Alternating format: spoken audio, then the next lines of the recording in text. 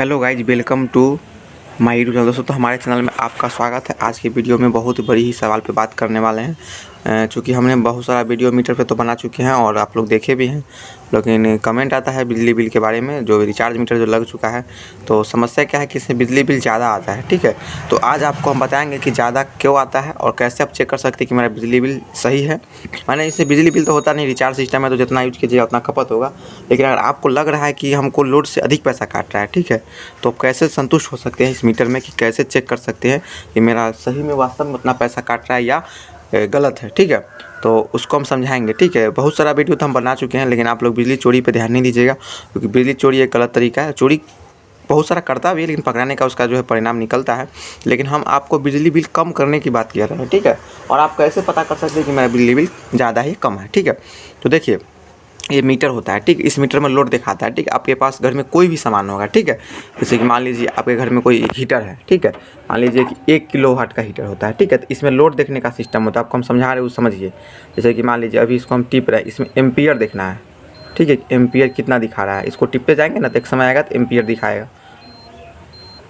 देखिए वोल्टेज 258 दिखा रहा है ना, और देखिए एम्पियर 0.2 दिखा रहा है। ठीक है, अभी लोड कुछ नहीं मेरे पास। ठीक है, 0.2 दिखा रहा है। दोनों का एम्पियर दिखाता है। 2 एम्पियर मीटर है, मतलब इस तार जो जा रहा है इसमें 2 फेज न्यूट्रल दोनों में एम्पियर मीटर लगा है। आप सोचिए कि इसमें से हम गर्म लेकर ठंडा लेकर चला ले तो ऊपर भी नहीं होने वाला कुछ। ठीक है, इसमें दोनों में दोनों फेज न्यूट्रल दोनों तार में लोड मीटर लगा हुआ है। ठीक है, इस कारण से आप जो चाहिएगा वो नहीं होने वाला है। ठीक है, तो इसको कम कैसे कर सकते हैं, देखिए, तो आपको हम समझाने के लिए चलते हैं व्हाइट बोर्ड पे और आपको समझाते हैं, उस हिसाब से आप इसमें समझ सकते हैं। ठीक है, देखिए यहाँ पे एक बोर्ड है। ठीक है, इस पर आपको हम समझा रहे हैं। जैसे मान लीजिए कि आपके पास जो है से 1000 वाट का कोई हीटर है। ठीक है, न्यूमेरिकल समझा रहे हैं। ठीक है, देखिए पढ़ाई लिखाई के हिसाब से 1000 वाट का कोई हीटर है।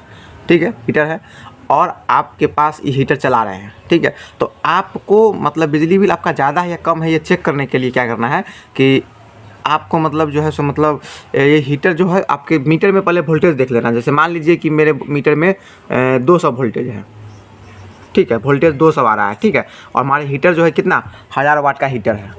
ठीक है, 1000 वाट यानी कि एक किलोवाट हुआ। ठीक है, हीटर हुआ। तो इसको चेक करेंगे कि लोड सही है गलत है। ठीक है, तो क्या करेंगे, ये जो P बराबर फार्मूला एक होता है, P बराबर VI का। ठीक है, तो हम क्या करेंगे, तो देखिए ये जो फार्मूला होता है, तो ये जो 1000 हुआ आपका, 1000 में मतलब 200 से आपको भाग देना है। ठीक है, तो जब भाग दीजिएगा तो ये 0 से 0 कट जाएगा, 0 से 0 कट जाएगा, इसे 5 मतलब 5 हुआ, 5 एम्पियर। अगर आप कोई हीटर 1000 वाट का चला रहे हैं, आपके यहाँ 200 वोल्ट अगर आ रहा है, ठीक है, तो आप इस तरह से भाग दीजिएगा तो 5 एम्पियर आएगा। ठीक है, वोल्टेज बढ़ेगा तो एम्पियर बढ़ जाएगा। तो आप उस मीटर में जाके देखिएगा कि आपके मीटर में एक हीटर चलाने पर कितना, या मोटर भी है तो मोटर अगर 1 HP का है तो 1 HP का मोटर जो है 3 से 4 एम्पियर ही करंट लेता है। ठीक है कि ना। अगर इससे अधिक एम्पियर ले रहा है तो आपके वायरिंग में हो सकता है शॉर्ट है। ठीक है, जैसे सारा चीज़ लोड बंद कर दीजिए घर का, और उसके बाद भी एम्पियर ले रहा है तो आप वायरिंग चेक कीजिए। हो सकता है आपके घर का जो फेज का तार है, ठीक है, जिसको गर्म बोलते हैं, वो हो सकता है कहीं अर्थिंग के साथ शॉर्ट हो या कहीं से शॉर्ट दीवार में सटा हो, कुछ भी हो सकता है। ठीक है, तो इस चीज़ से संतुष्ट हो सकते हैं। और मीटर में चलिए आपको दिखाइए दिए किस तरह से होता है, और सारा तरीका है बिजली बिल कम करने का। चलिए इधर वर्कशॉप में बात करते हैं आपसे। ठीक है, छोटा सा दुकान है, अभी दूसरा दुकान तो बंद है, उसको बाद में दिखाएंगे।